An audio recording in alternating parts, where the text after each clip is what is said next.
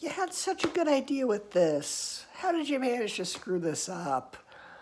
Okay, it's not a awful movie. It's okay. Like, it plays it safe. I thought, okay, Chris Pratt, Tom Holland, they're in a fantasy movie that takes place in an anachronistic society. This is going to be pretty clever. I want to see what Dreamworks does with this. And unfortunately, they play it too safe. Now, in my opinion, apart from a goofy movie, I think the road trip movie is what you do when you've run out of ideas. With the exception of the Goofy movie, because that one's actually really great. That's emotional. It has a good story behind it. It's really good with the messaging. But look at other road trip movies and other franchises. Alvin and the Chipmunks 4. Ran out of ideas. Let's do a road trip movie. Diary of a Big Kid 4. Ran out of ideas. Let's do a road trip movie. We Bear Bears. How do we end the series? We're out of ideas. Road trip movie. So even like the upcoming Addams Family 2 trailer, when I looked at it, I went, huh, road trip movie, that's not a good sign. So yeah, the road trip movie is always the problem. Like, that's always the thing you do when you've run out of ideas. And sadly to say, this is not the exception. This still played it a little too safe.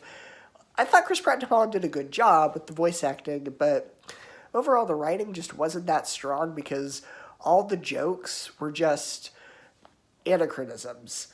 Oh, look, it's Burger King, but it has a slightly different name because it's medieval times. It's a fantasy times. Oh, look, this is a Chuck E. Cheese, but it's medieval themed.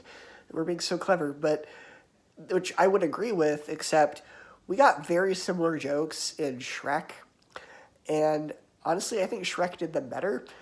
And yeah, we've reached the point where DreamWorks has actually done something better than Pixar, apparently, because they put the bare minimum of effort into this movie.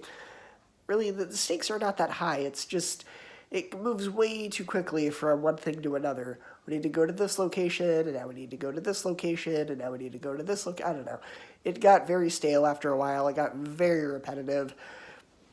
I just didn't find the movie that interesting, which is a shame. Pixar could have really brought us something magical, and it didn't have that Pixar heart. It tried to during like the last 15 minutes or so, and I went there was a little bit of an emotional tie to it during the last 15 minutes, but if you look at something like, say, Coco or Toy Story or any of those, there's little bits of emotional development throughout the entire movie. This just felt like it was tacked on at the end, unfortunately.